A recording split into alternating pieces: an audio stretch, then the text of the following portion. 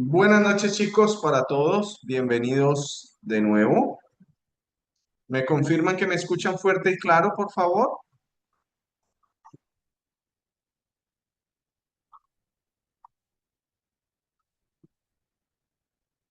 Hola, Sí, señor. Sí, señor. fuerte y claro, perfecto. Bueno, vamos a dar inicio a nuestra velada Kepler, una de las últimas que creo que vamos a tener.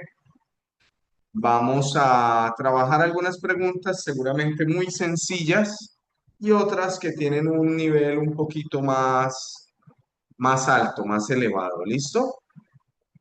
Si hay dudas, como siempre, por favor, inmediatamente eh, hacérmelas llegar para poder eh, atenderlos y que la clase sea incluso más amena y más provechosa. Sin más preámbulos y agradeciendo por su puntualidad, vamos a iniciar. Entonces dice así, en la figura se representa el proceso de fotosíntesis. Ahí tenemos una planta, y nos muestran absorción de CO2, absorción de luz solar, emisión de oxígeno, absorción de agua, la fórmula general de la fotosíntesis en la parte inferior, y dice, el CO2 es importante en la fotosíntesis porque A, incrementa la absorción de luz, B, es la fuente de carbono orgánico, C, desacelera la producción de oxígeno, o D, reduce la absorción de agua.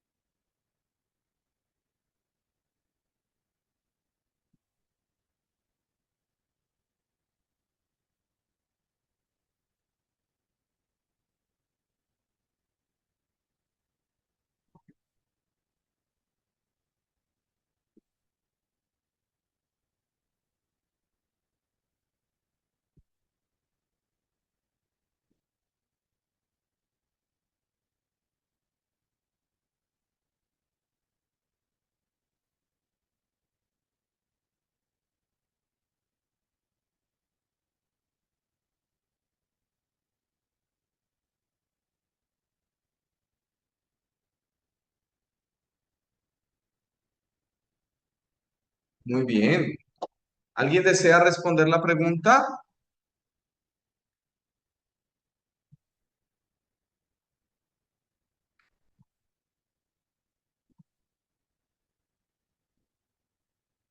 Bueno, voy a mostrar lo que hasta el momento está en votación. Tenemos 5 personas que votaron que el CO2 es importante porque incrementa la absorción de luz y 8 personas que votaron es la fuente de carbono orgánico. De pronto no recuerdan muy bien, eh, pero les voy a contar un poquito sobre la fotosíntesis como para aclarar un poquito eso. La fotosíntesis está constituida básicamente por dos momentos. Un momento que se llama reacciones de fase lumínica y la otra que se llama reacciones de fase oscura. O también llamado ciclo de Calvin. Eh, durante las reacciones de fase lumínica, que es cuando se da eh, el proceso de captación de luz, en ese momento es donde se rompe el agua. Eh, y las reacciones de fase oscura es el momento en el que el CO2 es absorbido, es, digamos, utilizado por la planta para hacer la glucosa, para crear glucosa. Entonces, la cascarita estaba en que si bien tener más CO2 podría llegar a incrementar la cantidad de luz absorbida, realmente la eh, importancia del CO2 está en que es la fuente de carbono orgánico que les permite a las plantas poder hacer la glucosa, poder desarrollar la glucosa o formar glucosa. Permítanme un segundo, les voy a compartir una imagen.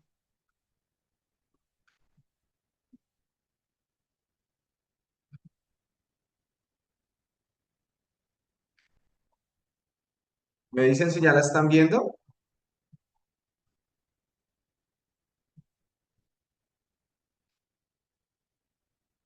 ¿Ya están viendo la imagen? Sí, profe, pero Sí, hágale señor. zoom, profe. Hágale zoom, Bien, profe. entonces, en esta imagen lo que se muestra es que hay unas estructuritas que se llaman tilacoides, que son estas cositas verdes que están acá.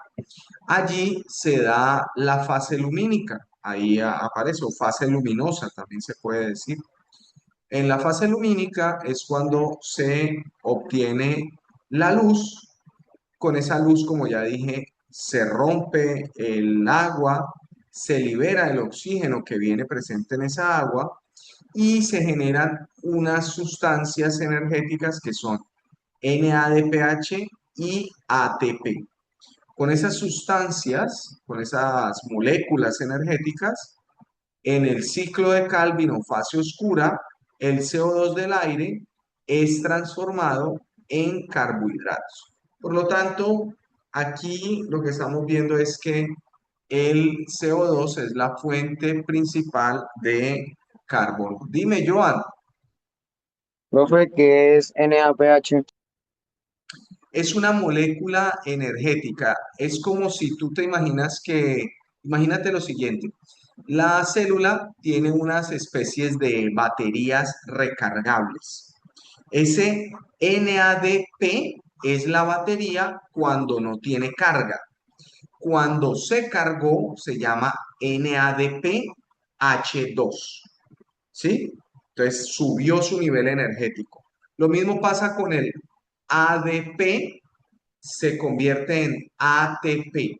Cuando está en su forma descargada, se llama ADP. Y cuando está en su forma cargada, o sea, energizada, se llama ATP.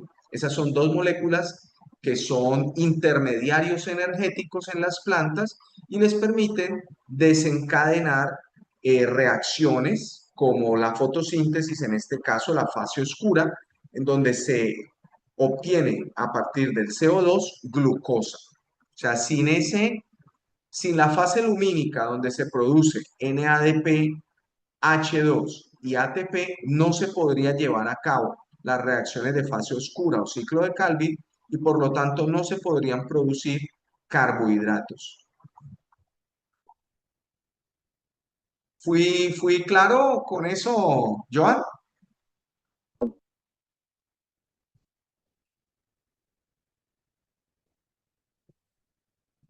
¿Joan? Sí, señor. Perfecto. Bueno, vamos a continuar entonces con la siguiente pregunta. Ya sabemos que aquí es la opción B. Es la fuente de carbono orgánico. Dice así, las flechas en la figura muestran la membrana interdactilar que se encuentra en extremidades de animales como ranas acuáticas, patos y ornitorrincos. Esta membrana es común en estos animales porque A. Evolucionaron al mismo tiempo. B. Se desplazan en medios acuáticos. C. Les sirve para agarrar a la presa. O D. Descienden de un ancestro común cercano.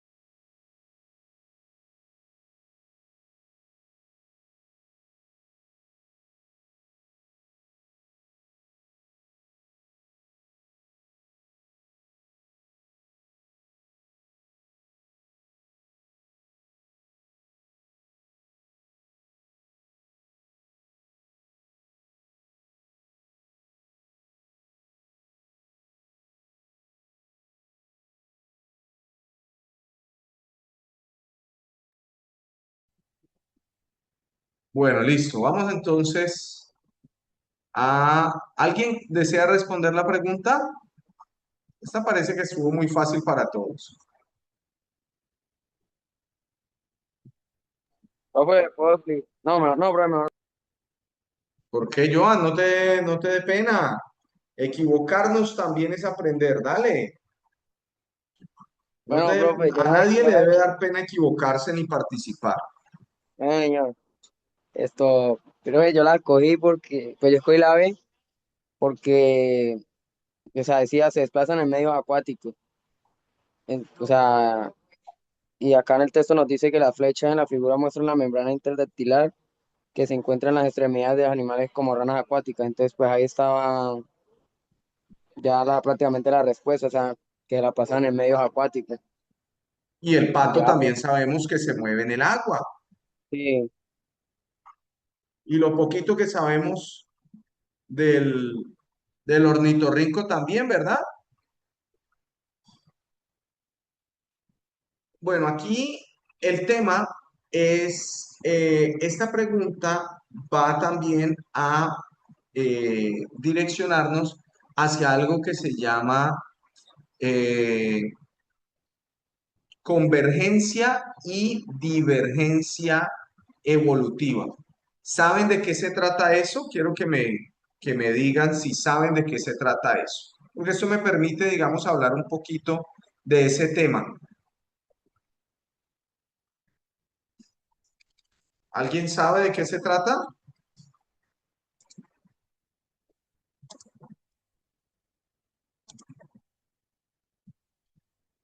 Bueno, para que se hagan una idea, en este caso estamos hablando de una convergencia evolutiva. Es decir, algunos animales que a pesar de tener un ancestro común muy diferente, estamos hablando de un anfibio, la rana, estamos hablando de un ave, el pato, y estamos hablando de un ornitorrinco que es cercano a los mamíferos, eh, ¿verdad? Porque tiene pelo. Y en los tres casos hay patas con membrana interdactilar.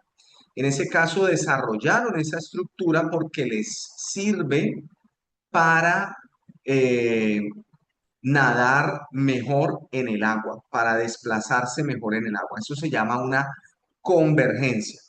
Otro ejemplo de convergencia la podríamos ver en lo que tiene que ver con las alas. Por ejemplo, los insectos tienen alas, las aves tienen alas y los murciélagos también tienen alas. Sin embargo, en ninguno de los, de los casos mencionados hay un ancestro común que tuviese alas. Es decir, no hay un ancestro común del cual si hubiesen nacido los insectos o se hubiesen separado los insectos, las aves y los murciélagos que tuviera alas. Los tres tipos de alas son bien diferentes. Las de los insectos, pues son unas alas que son hechas básicamente de queratina.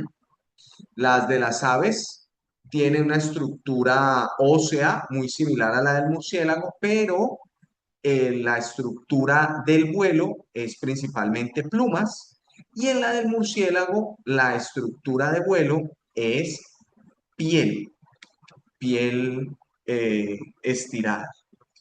Entonces, eso se llama convergencia. Las tres sirven para nadar. Otro último ejemplo de convergencia evolutiva.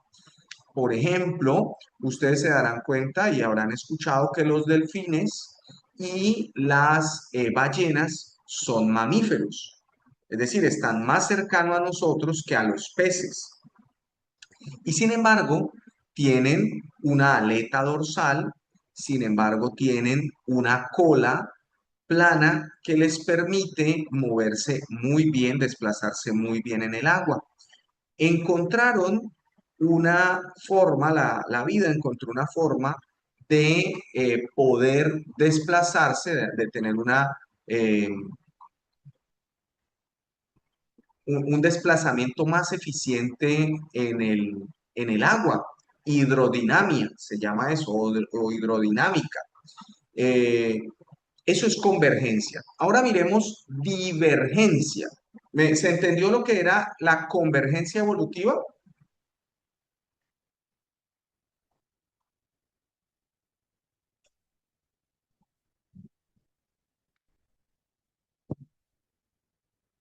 ¿No se entendió lo que era la convergencia? Bueno, les voy a mostrar algunas imágenes para que de pronto me puedan entender mejor. Permítanme un segundo.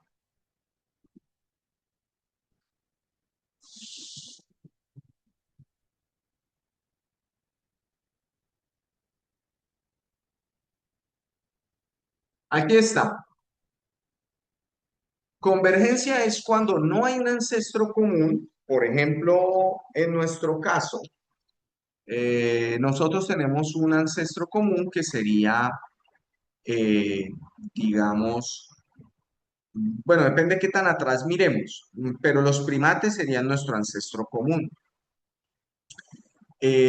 Por lo tanto, compartimos muchas estructuras con los monos, con los gorilas, los orangutanes y otras especies de primates.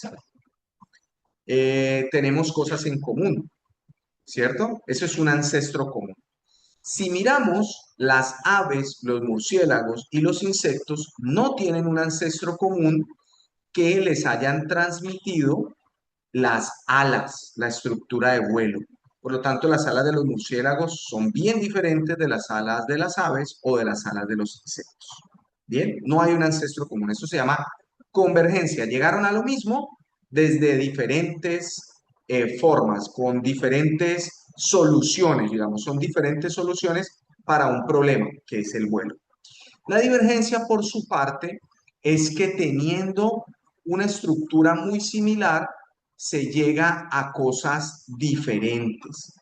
Por ejemplo, vamos a mirar por acá. Ahí están. Aquí sí están. Por ejemplo, todos los tetrápodos, así nos llaman a los organismos que tenemos cuatro patas, ¿cierto? O cuatro extremidades. Todos los tetrápodos, desde las ranas hasta nosotros los humanos, pasando por tortugas, pasando por cocodrilos, pasando por los extintos dinosaurios, eh, los caballos, los perros y demás organismos que tengan cuatro extremidades eh, provienen de un ancestro común. ¿Y cómo sabemos eso? Pues porque resulta que tenemos los mismos huesos en el orden en nuestras extremidades. Por ejemplo, si miramos el brazo, todos tenemos el húmero, miren que allí se está viendo de color moradito el húmero, tenemos radio y ulna, que están de color azul, están presentes tanto en la rana, en el murciélago. Estos huesecillos se fusionaron. Tenemos también metacarpios y falanges, que serían acá en este caso en el del murciélago, mírenlos en amarillo. En la ballena también están ahí, en la rana también y en el caballo, por supuesto, hubo una fusión de huesecillos y el caballo está paradito sobre un dedito, está parado sobre un dedito. La muñeca del caballo estaría acá en este punto y de ahí para allá es un dedito, un metacarpo y finalmente una falange y él está parado ahí sobre la uña. Donde le ponemos las cerraduras a los caballos, pues es la uña. Eso sería divergencia. A partir de una misma parte, de una misma estructura, de un ancestro común, se formaron diferentes estructuras evolutivas. Un brazo que nos sirve a nosotros para colgarnos, que nos sirve a nosotros para manipular cosas finas, que le sirve a los murciélagos para volar, a las morsas, a los delfines, a las ballenas para nadar, a las ranas para brincar y a los caballos para correr. Eso sería divergencia evolutiva. ¿Quedó claro?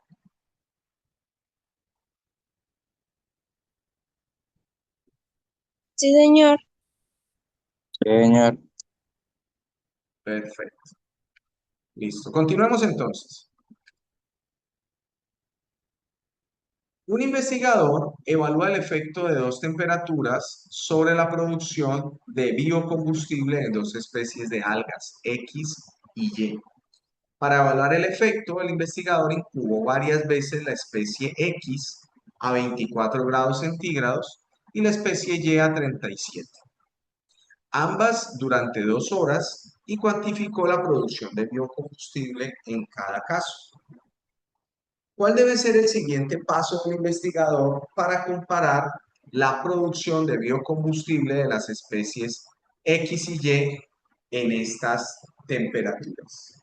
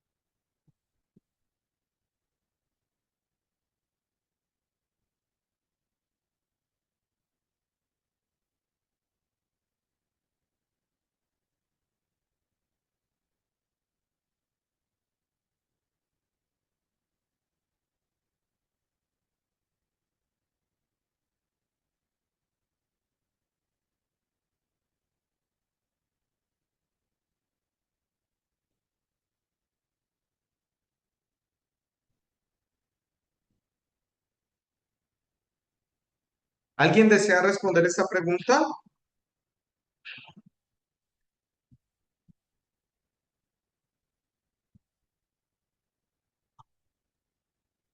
Láncese, chicos.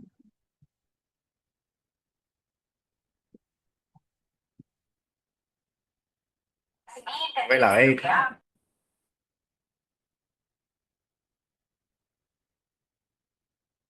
Dale, dale. ¿Pero por qué? Porque para poder comparar la duración de biocombustible de ambas especies, pues tendría que hacer lo mismo, pero pues ahora con cada uno con sus inversas temperaturas, por decirlo ahí, con el mismo tiempo, para saber pues cuál es la producción de ambas ahora a diferentes temperaturas. Exactamente. Muy bien, porque si solo deja, como en la opción A, si solo las deja la especie X a 24 y la especie Y a 37, no vas a ver si de pronto la especie Y quizá a 24 sea más productiva, a 24 grados centígrados sea más productiva, o quizás la especie X sea más productiva a 37 grados Celsius. Es más, posiblemente tenga que incluso estudiar variaciones de temperatura entre las dos, por ejemplo, 30 grados centígrados, ¿cierto?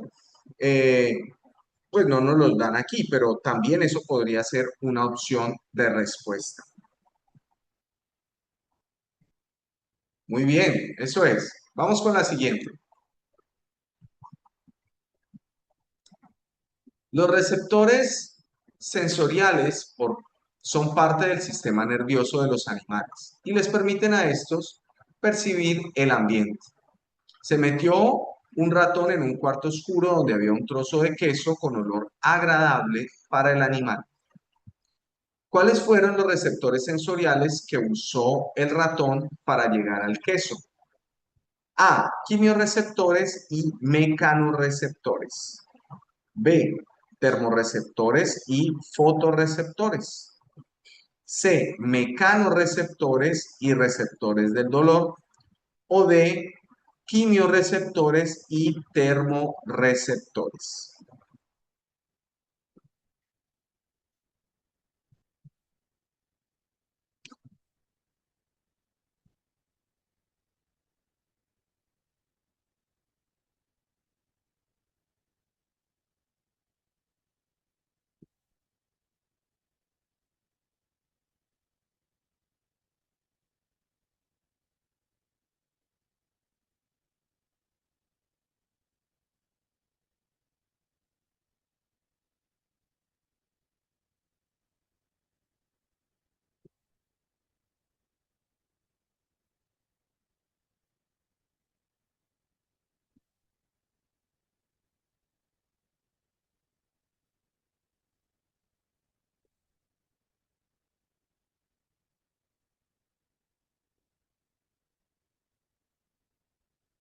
Profe, ¿será que yo la puedo responder?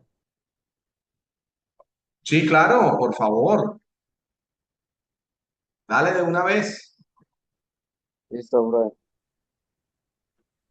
Profe, yo escogí la A porque los quimiorreceptores le permiten al ratón detectar el olor del queso. Y los mecanorreceptores le ayudan a orientarse mediante el tacto, como pues, los bigotes y las patas. Y ya, pues, Bien, excelente, Joan. Excelente, eso es. Entonces, aquí básicamente es una pregunta donde nos intentan, donde nos cuestionan si entendemos cuáles son cada uno de los receptores. Y tú lo has dicho de manera eh, provincial. Entonces, claro, quimiorreceptores, olor. Mecanorreceptores, lo que tiene que ver con tacto. Termorreceptores, lo que tiene que ver con temperatura. Fotorreceptores, luz. Receptores del dolor, también conocidos como nociceptores o nocireceptores, son del dolor. Y hay otros que se llaman interoreceptores, que serían receptores que nos permiten conocer el sistema, mejor, la información del interior de nuestro cuerpo. Por ejemplo, cuando nos duele los intestinos, que nos da, ay, que me dio dolor de estómago. Bueno, pues esos son interoreceptores. Ay, que me dolió por acá en las costillas. Bueno, interoreceptores. Bien, muy bien, Joan.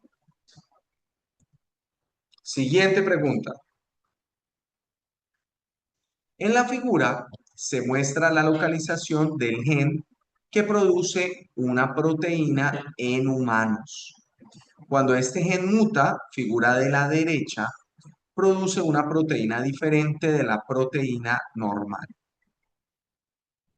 Lo que determina la proteína que es producida por el gen es A, su localización dentro del cromosoma. B, la secuencia de nucleótidos que posee. C, la configuración helicoidal del ADN. O D, el cromosoma al que pertenece el gen.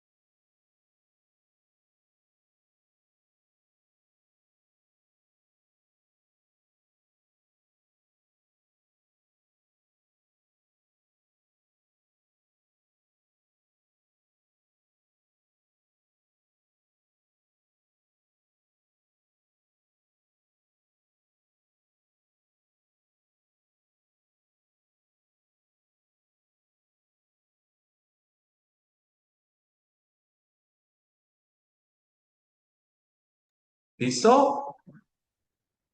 ¿Alguien se anima?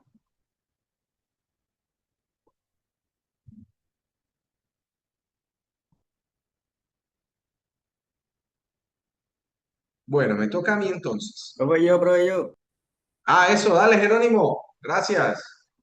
Profe, pues yo puse que era la C, que la secuencia de nucleótidos que procede con nucleótidos, porque es lo único que cambia en la imagen. O sea, es la única modificación que pasa con la proteína por el gen mutado.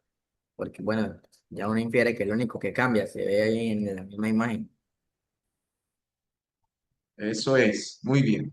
Entonces, observemos aquí Profe, lo que yo nos puse la dice, B. observemos aquí lo que nos dice Jerónimo. La secuencia de nucleótidos que posee. La secuencia de nucleótidos es estas letras que están aquí, estas letricas que se ven aquí, ¿verdad? Perfecto. Ojo, la localización dentro del cromosoma no puede ser porque miren que es el mismo lugar. Aquí está y aquí está. Entonces, es el mismo lugar. No puede ser la localización. El cromosoma al que pertenece tampoco porque ya dice que es el mismo cromosoma, cromosoma 7. No puede ser el mismo. Y la configuración helicoidal, pues lo que quiere decir es que es como una hélice que está allí. Ahora, si miramos la secuencia de nucleótidos, miramos que en la parte de arriba es igual, pero que en el centro, es decir, en esta parte de aquí, sí hay un cambio.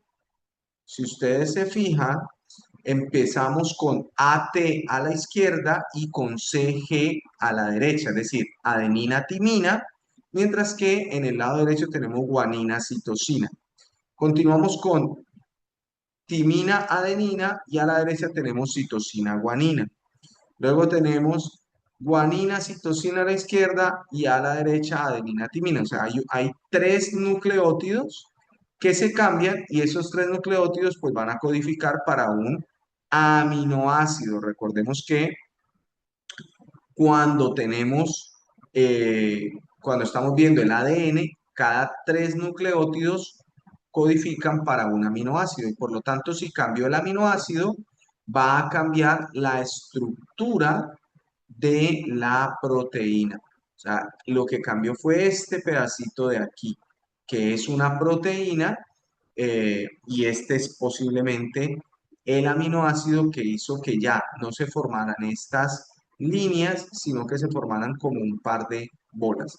Y en este caso desaparece, queda desaparecida esa estructura. O cambió, más vale, cambió la forma. ¿Por qué? Porque el aminoácido que se configuró allí entre este ATG es diferente del GCA. Entonces cambio. ¿Preguntas, dudas, inquietudes? Profe, ¿me puede explicar qué es helicoidal?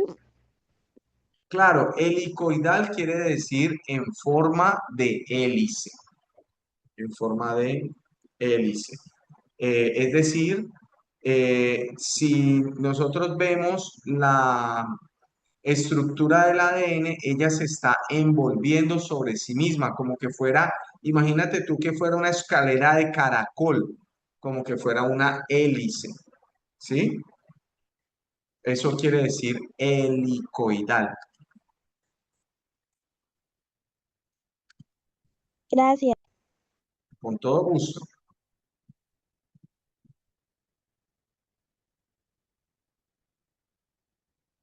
¿Alguna otra pregunta, duda, inquietud?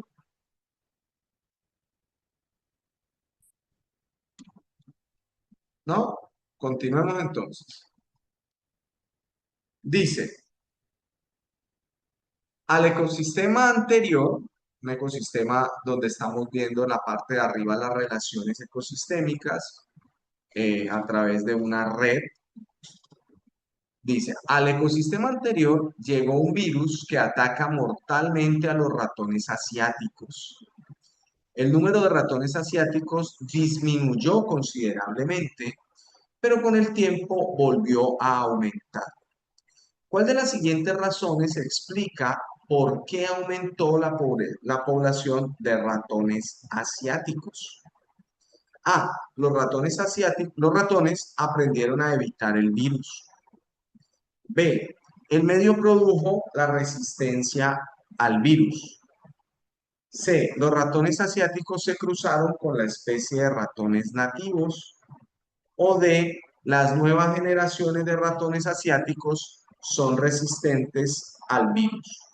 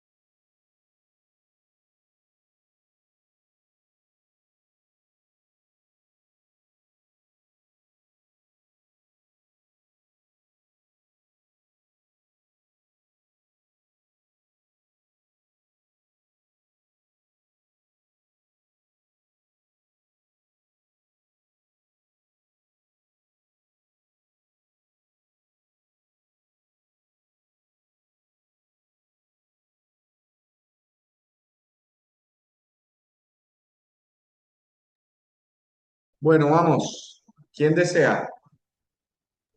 Profe, Eso, muy bien. yo creo que pues la más lógica para mí es la D, porque pues en consecuencia que pues hay algunos animales y pues personas que generan como un desarrollo genético a los virus y eso, pero pues la B no es porque no se hace o sea, el medio produjo la resistencia al virus, sino que las nuevas generaciones de ratones asiáticos son resistentes al virus debido a que evolucionaron y aprendieron pues, a vivir con ello, como la planta a pie de gallina y la pregunta es al glifosato. Pero, profe, yo también tengo otra pregunta y es que, ¿cómo uno lee ese tipo de gráficas cuando están así en líneas, desde qué extremo empieza, de izquierda a derecha o de derecha a izquierda, o cómo? Ah, bien, muy bien. Esa es una gran pregunta.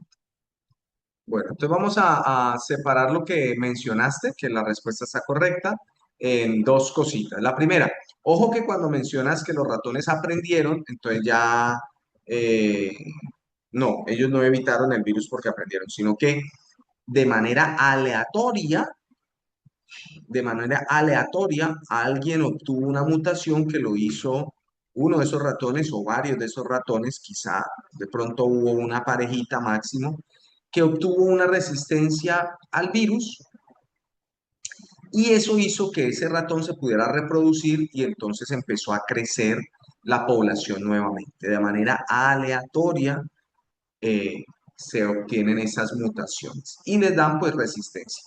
Ahora bien, la segunda parte de la respuesta que me haces es, ¿cómo leo yo este tipo de relaciones ecosistémicas? Bueno, primero debo iniciar por los productores. Los productores en este caso, entonces busco las hierbas. ¿Y por qué? Pues porque son básicamente la base del ecosistema. Entonces debo poder diferenciar, ¿sí? Son los productores. Ahí encuentro las hierbas. De esas hierbas, entonces, salen que los conejos se alimentan de ellas, que los ratones nativos se alimentan de ellas también, que además a los conejos se los comen las serpientes, que a las serpientes se las comen las águilas y que las águilas también comen ratones nativos. Estas semillas, pues obviamente provienen de las hierbas. Estas semillas provienen de esas hierbas o de otras plantas, pero en todo caso de los productores. Los ratones asiáticos comen, su dieta básicamente es en semillas. Los ratones nativos comen tanto semillas como hojas, por lo que aquí está la diferencia entre hierbas y semillas. Entonces, esa es la forma en la que lo leemos. Empezamos a leer siempre desde el productor. Si aquí dijera, por ejemplo, arbustos, o si dijera pastos, o si dijera algas, pues ese sería el productor. Y por lo tanto, desde allí deberíamos empezar a leer el, la serie de relaciones ecosistémicas. ¿Listo? Muchas gracias. Con todo gusto. Vamos con la siguiente.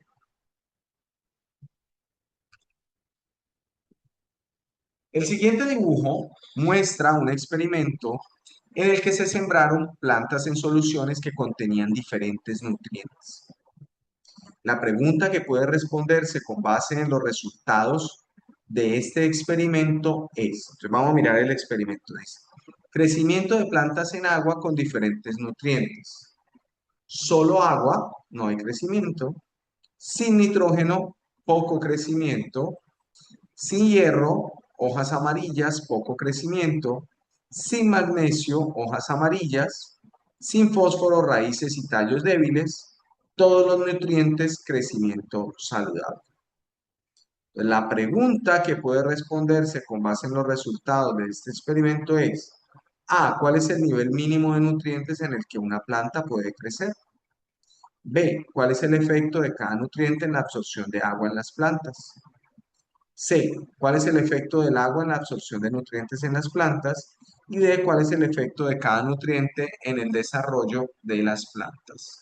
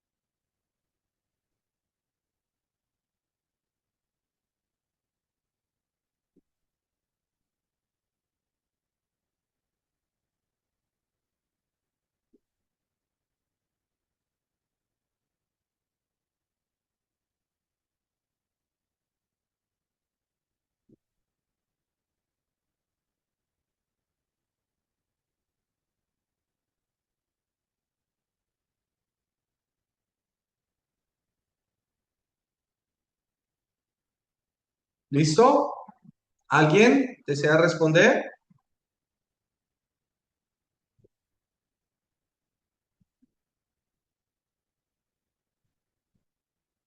¿No? Bueno. ¿Cómo que no? ¿Tienes- Ah, sí. Ah, perfecto. De una. Profe, la D. La D. ¿Cuál es el efecto de cada nutriente en el desarrollo de las plantas? ¿Por qué? Pues, a ver, por descarte, eso así de una. En la A nos pregunta cuál es el nivel mínimo de nutrientes en que una planta puede crecer. Ahí nomás nos está tocando un parámetro que es el del crecimiento, más no los otros que nos da la gráfica como hojas amarillentas, raíces y tallos débiles. Entonces, siento que nomás van centrado en una sola parte. La B.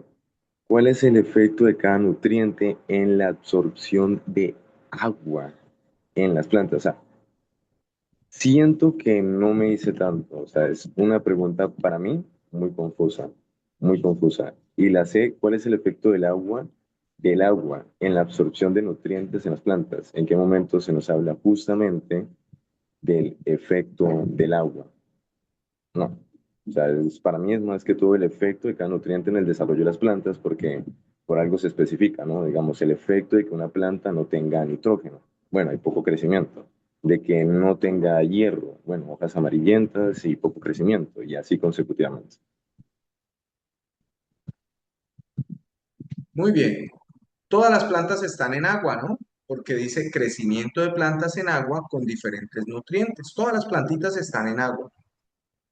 Todas ellas están con abundante agua, pero lo que vamos a cambiar son los nutrientes. Por lo tanto, lo que se está evaluando es qué hace, cuál es la función de cada uno de esos nutrientes en el crecimiento de una planta. Y por eso tenemos una que tiene todos los nutrientes y a las otras solo les damos o les quitamos uno de los nutrientes.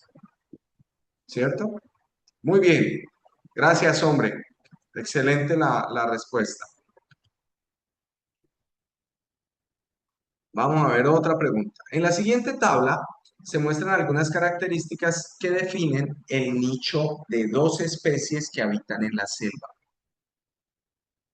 Características del nicho: fuente de alimento, hábitat, hora del día en el que buscan alimento. Especie uno y especie 2. Insectos, copas de los árboles en la noche, copas de los árboles para la especie 2 de insectos en la mañana. Según la información de la tabla, se puede afirmar que las especies uno y 2 A compiten por el alimento y esto ocasionará que alguna de las dos especies se extinga. B, no pueden vivir en el mismo ecosistema porque al habitar solamente en las copas de los árboles, no habría espacio para las dos especies.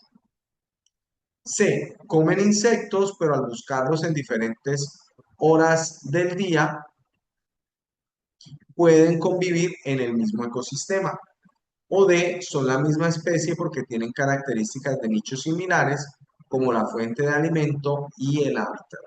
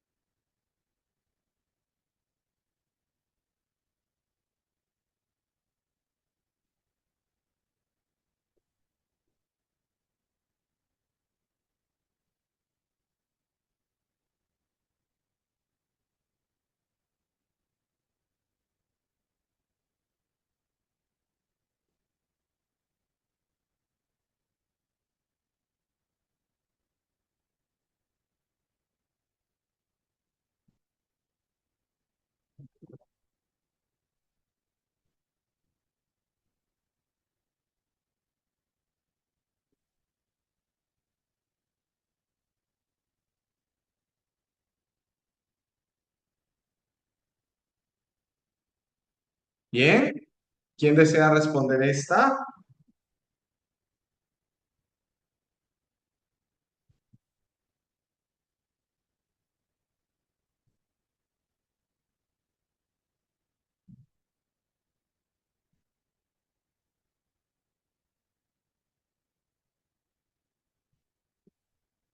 Bueno, entonces la respondo yo. Luego, profe, Ah, bueno, dale, Juan. Dale, por favor, gracias. profe, sencillo, para mí es la C, de una. ¿Por Sí, qué? muy bien. Muy bien, Porque, muy pues, a bien. ver, se pueden alimentar de lo mismo, ¿no? De insectos. Y pueden estar en el mismo hábitat y demás. Pero, lo que define si van a tener una batalla campal para ver quién come más y quién tiene más presa, pues es la hora del día, si lo buscan en la noche o lo buscan en la mañana, porque obviamente en el transcurso no alcanzarían a toparse una especie con la otra, entonces no habría necesidad de tener que batallar. Y pues justamente con mi explicación, con eso se descarta la A.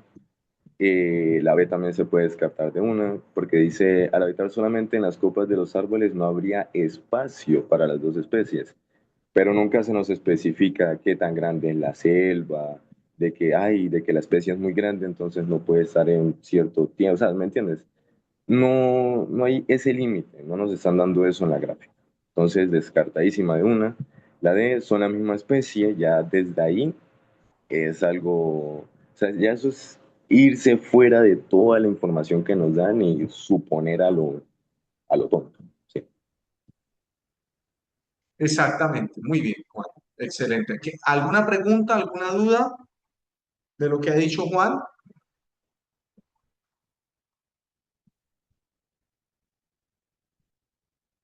¿No? Perfecto, eso era. Muy bien, Juan. Excelente.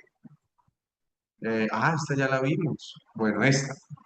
¿Cuál de las siguientes gráficas muestra correctamente la relación entre temperatura ambiental y temperatura corporal interna del ser humano?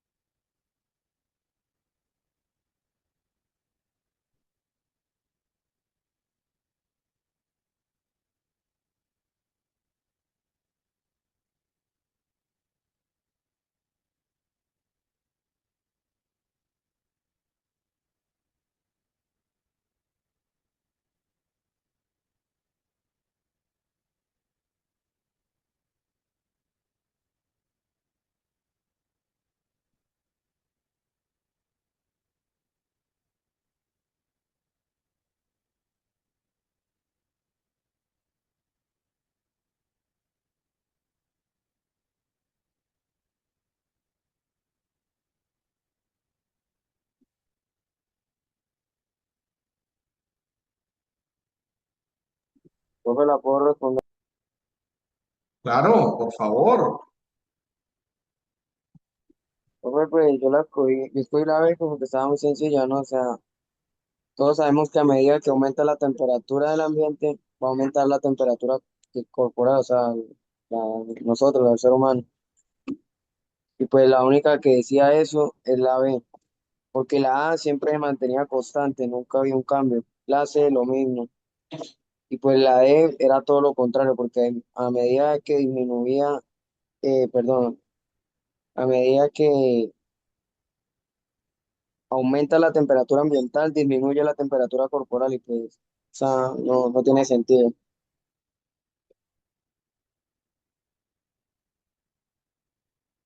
Mm,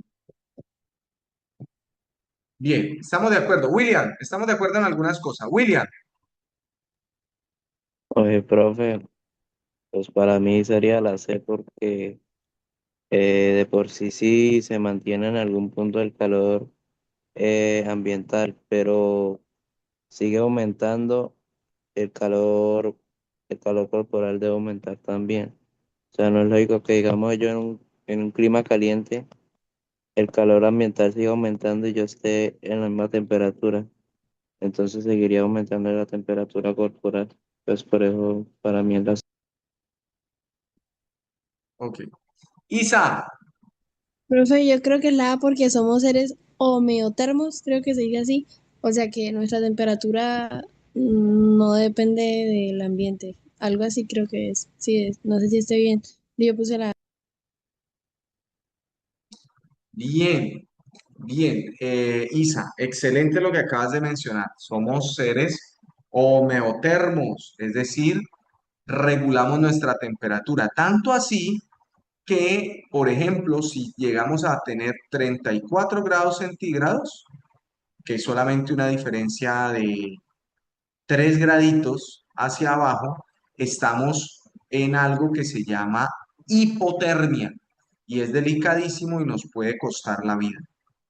Y también, si llegamos a los 40 grados o pasamos de ahí, que son solamente 3 grados hacia arriba, podemos tener una fiebre muy grave que nos puede generar problemas a nivel neurológico y nos puede costar la vida también. Nosotros debemos mantener en un estado de eh, homeotermia, en un estado muy estable. Puede que nuestra temperatura baje medio grado o suba medio grado y eso no hay ningún problema. Es decir, podemos estar entre 36 y 37. Lo normal es 36 y medio. Puede estar hasta en 37,5, no hay problema. Pero si se pasa de ahí, empezamos a tener estados febriles. Y si se baja de 36, empezamos a tener estados hipotérmicos, que no es que estemos en hipotermia, pero ya empieza a haber un descenso de temperatura que por lo menos hay que seguir. Ojo, la opción B me está mostrando, y piénsenlo ustedes, si a las personas, recuerdan que durante la pandemia nos ponían un termómetro cuando íbamos a los centros comerciales y eso. Imagínense ustedes que a una persona que viviese, por ejemplo, en Bogotá, le pusiesen el termómetro. Si esa persona que vive en Bogotá, que está más o menos a 10 grados de temperatura en la noche, entonces esa persona aparecería con 32 grados de temperatura. O sea, estaría bastante mal porque ya dije que por debajo de 34 es hipotermia o 34 ya es hipotermia. Entonces esa persona ya realmente estaría de hospital. Entonces, no, no puede estar por allá. Y tampoco los que viven en la costa, que hace, o aquí nosotros en Barranca, que nos hace tanto calor, 40 grados, entonces nosotros tendríamos 40 grados de temperatura. No, para eso sudamos. Por eso sudamos, para tratar de regular nuestra temperatura y mantenerla en los 36,5, 37 grados centígrados. La C es muy similar a la B, solamente que en la B pues hay un momento en el que se estabiliza la temperatura en 36, que es digamos entre los 17 grados más o menos, hasta los 32. Ahí se estabilizaría la temperatura. La C lo que me dice es no, simplemente esto es algo directamente proporcional y a medida que aumenta la temperatura del ambiente, también aumenta la temperatura corporal. No, no es así. Y la D, pues, ya la primera persona que había participado nos había dicho, no, profe, es que a medida que aumenta la temperatura no puede descender por ningún motivo la temperatura corporal. Por lo tanto, la respuesta correcta es la opción A. Somos seres homeotermos, como nos dijo Isa desde el principio. Muchísimas gracias, chicos, por la participación. Esta noche hubo mucha participación. Les agradezco Ah, mucho. diga. Que tengan una feliz noche, que les vaya muy bien.